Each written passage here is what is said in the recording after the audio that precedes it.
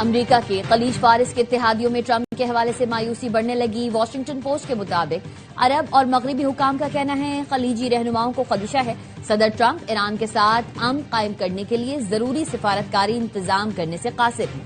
مشرق وسطی میں کشیدگی بڑھ رہی ہے۔ سعودیہ، یو اے ای، قطر، کویت، بحرین ٹرمپ سے مایوس۔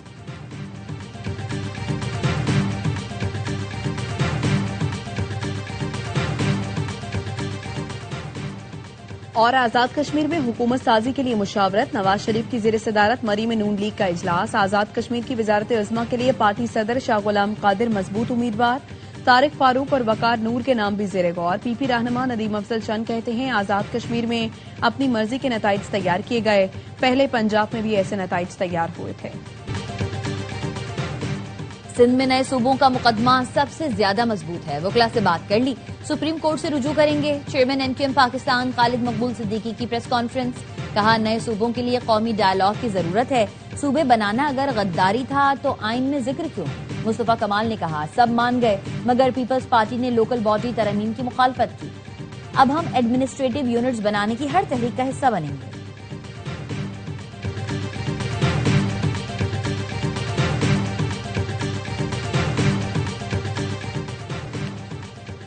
ایم کیو ایم کی خود ساختہ قیادت کراچی کے عوام کی منتخب کردہ نہیں ہے۔ صوبائی وزیر ناصر شاہ کہتے ہیں یہ صوبے کی نہیں کراچی کی تجارت، امن اور خوشحالی کو یرغمال بنانے کی بات کر رہے ہیں۔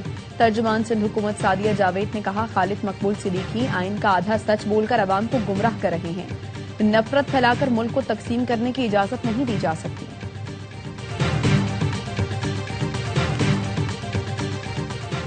کیا ملک میں نئے انتظامی یونٹس قائم ہونے چاہیے؟ ایس ڈی پی آئی کے زیر اہتمام قومی سطح پر مباحثے کا اہتمام۔ شرکا نے کہا گورننس کی بہتری کے لیے مزید انتظامی یونٹس ہونے چاہیے۔ احتساب کے لیے اختیارات کی تقسیم ضروری ہے۔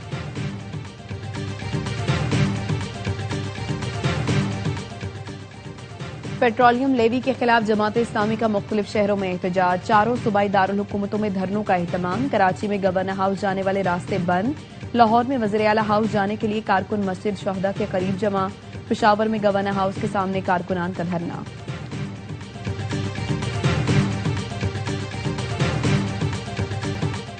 دشمن کے سامنے ہتھیار نہیں ڈالے، ماہرین کی مشاورت سے معاہدہ کیا۔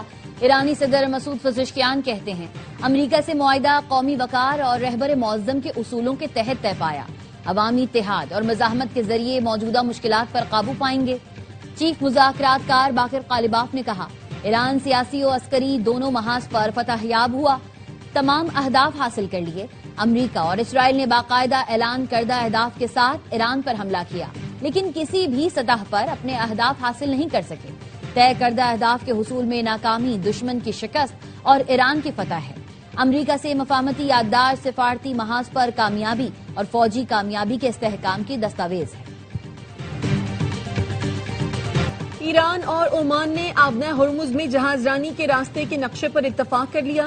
ایرانی وزارت خارجہ کے ترجمان اسماعیل بقائی کا کہنا ہے مذاکرات میں کوئی بڑی رکاوٹ نہیں، بات چیت جاری ہے۔ آبنہ ہرمز میں عدم استحکام کا ذمہ دار ایران نہیں، امریکہ اور اسرائیل ہیں۔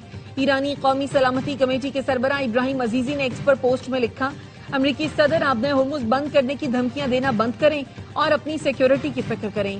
ٹرمپ کو اپنی حفاظت کے بارے میں سوچنا چاہیے، ممکن ہے انہیں اپنی جان بچانے کے لیے فوڈ ٹرک میں چھپنا پڑے۔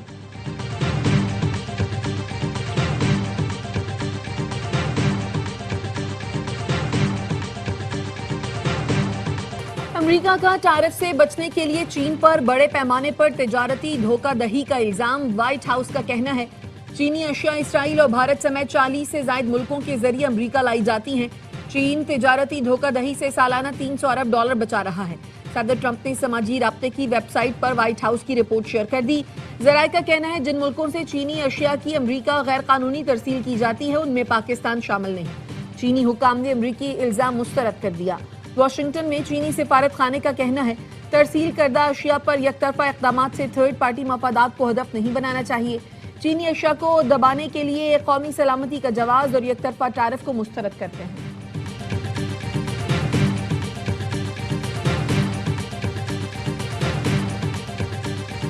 اسرائیل کا جنگ بندی کے بعد جنوبی لبنان پر مہلک ترین حملہ۔ وائٹ فاسفورس بلن ابتیا کے علاقے انصار کے نواح میں گھر پر حملے میں 3 بچوں اور 2 خواتین سمیت 7 افراد شہید۔ اسرائیلی قابض فوج نے علی الطاہر کے پہاڑی علاقوں میں وائٹ فاسفورس بم برسائے۔ دیر زہرانی قصبے پر ایک اور حملے میں 4 افراد شہید اور 5 زخمی ہوئے۔ اسرائیلی فوج کا دعویٰ ہے حزب اللہ کی بدر یونٹ کے سینئر کمانڈر ابو حسن علا حملے میں شہید ہو گئے۔ لبنانی وزیر اعظم نواز سلام نے حملوں کی مذمت کرتے ہوئے کہا جاں بحق ہونے والے عام شہری تھے۔ ترجمان عرب لیگ کا کہنا ہے لبنان پر اسرائیلی حملوں سے جنگ پھیلنے کا خطرہ بڑھ رہا ہے۔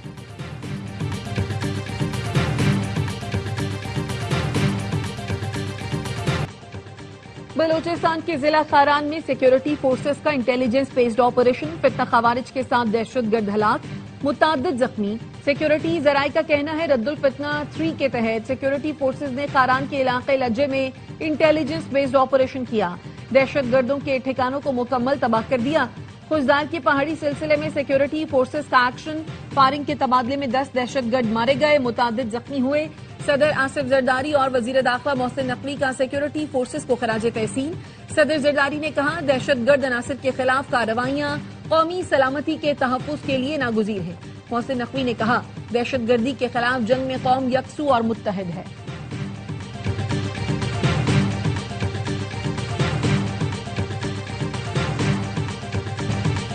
دہشت گرد خواتین کو شہید کر کے اپنے مقاصد حاصل نہیں کر سکتے، دہشت گردوں کا بیان ہی اب نہیں بکے گا۔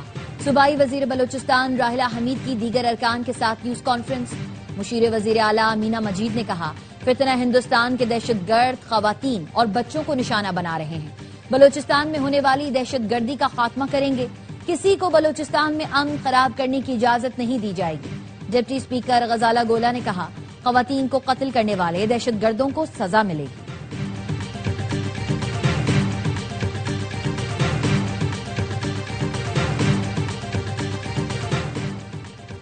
وفاقی وزیر داخلہ محسن نقوی کا وزیر داخلہ بلوچستان سے رابطہ، ضیاء لانگو کی خیریت دریافت کی، حملے کی شدید مذمت، مستونگ حملہ ناکام بنانے پر پولیس کی بہادری کو خراج تحسین پیش کیا، کہا دہشت گردی کے خلاف جنگ میں بلوچستان پولیس کی قربانیاں قابل تحسین ہیں۔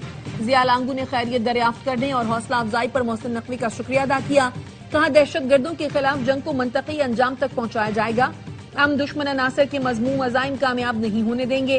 ضیاء لانگو کے قافلے پر جمعے کو مستونگ میں حملہ ہوا تھا۔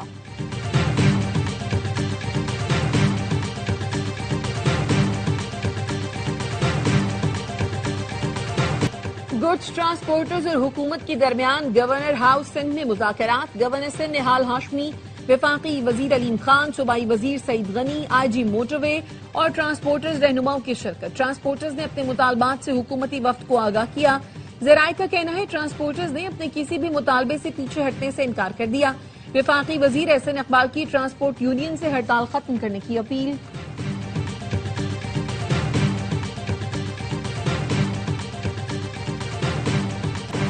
سندھ اسمبلی کے حلقہ پی ایس 30 خیرپور میں ضمنی انتخاب، ووٹوں کی گنتی جاری، پیپلز پارٹی کے اسفندیار کھرل اور 7 آزاد امیدوار مد مقابل۔ نشست پیپلز پارٹی کے ایم پی اے نعیم کھرل کے انتقال کے بعد خالی ہوئی۔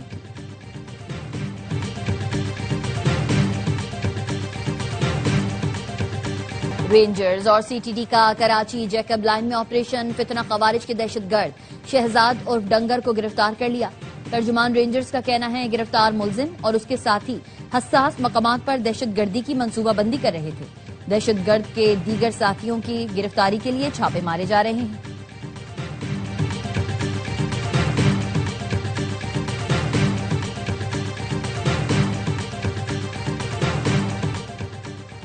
تھانہ ٹیکسلا کے علاقے میں ٹک ٹاکر لڑکی کے قتل کا مقدمہ درج۔ پولیس کا کہنا ہے مقدمے میں مقتولہ کے والد نے 2 ملزمان کو نامزد کیا۔ ایک ملزم نے لڑکی کو قتل سے پہلے کال بھی کی تھی۔ مقتولہ کے موبائل فون کا فورینزک کرایا جائے گا۔ سی سی ٹی وی کیمروں کی فوٹیجز حاصل کر لی۔ ملزمان کی گرفتاری کے لیے ٹیمیں تشکیل دے دی ہیں۔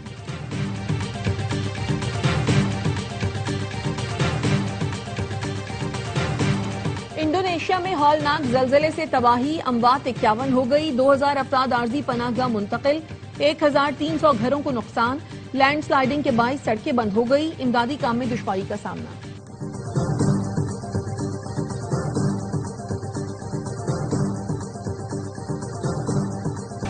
روس اور یوکرین کے رات بھر ایک دوسرے پر ڈرون حملے. روس نے صدر زیلنسکی کے آبائی علاقے میں ڈرون داغے جس میں ایک شخص ہلاک اور کئی زخمی ہو گئے. روسی فوج کا زاپوروزیا میں بستی پر کنٹرول سنبھالنے کا دعویٰ. یوکرین کے حکام کا کہنا ہے روس نے 24 گھنٹے میں لاجسٹکس مراکز, ایندھن اور توانائی کی تنصیبات اور نقل و حمل کے بنیادی ڈھانچے کو نشانہ بنایا. روسی حکام کے مطابق یوکرین کی جانب سے رات میں 130 سے زیادہ ڈرونز داغے گئے, 3 افراد زخمی ہوئے.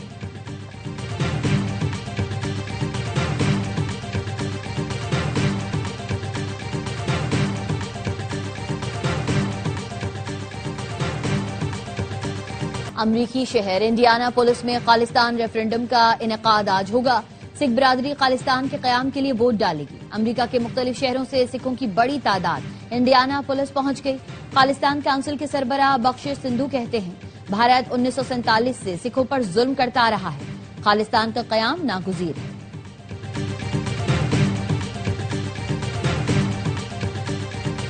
یمن نے حوثیوں کے حملے میں تباہ ہونے والی المخا بندرگاہ بند کر دی. بندرگاہ کے ڈائریکٹر کا کہنا ہے حالیہ حملوں میں بندرگاہ کو 25 سے زائد میزائلوں سے نشانہ بنایا گیا.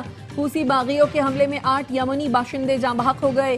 تقریباً $16 ملین کا مالی نقصان ہوا. المخا بندرگاہ نے حالیہ حملوں کے بعد تجارتی اور بحری سرگرمیاں معطل کر دی. بی بی سی کا کہنا ہے حوثیوں کے بڑھتے ہوئے حملوں سے یمن میں بڑے پیمانے پر جنگ دوبارہ شروع ہونے کا خدشہ پیدا ہو گیا ہے. ڈارون ٹیسٹ میں بنگلہ دیش ٹیم کی تاریخی فتح. آسٹریلیا کو اس کی سرزمین پر پہلی بار شکست دے دی. 57 رنز کا ہدف 1 وکٹ کے نقصان پر حاصل کیا. شادمان اسلام نے 25, مومن الحق نے 30 رنز بنائے. آسٹریلوی ٹیم دوسری اننگز میں 284 رنز بنا کر آؤٹ ہوئی. کیمرون گرین کی سینچری بھی ٹیم کے کام نہ آئی. بنگلہ دیش کے حسن محمود نے میچ میں 9 وکٹیں حاصل کی.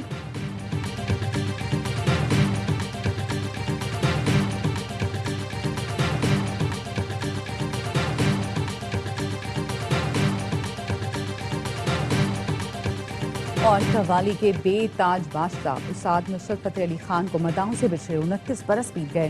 آواز کا جادو آج بھی زندہ. ان کے گانے اور قوالیاں سننے والوں کے دلوں میں بستے ہیں. اس عظیم گائک کی قوالیوں کے 25 البم ریلیز ہوئے جن کی شہرت نے انہیں Guinness book of world record میں جگہ دلوائی. نصرت فتح علی خان نے قوالی کو مشرق اور مغرب کا حسین امتزاج عطا کیا. ان کی فنی خدمات کے صلے میں انہیں pride of performance, UNESCO music award سمیت کئی بین الاقوامی اعزازات سے نوازا گیا.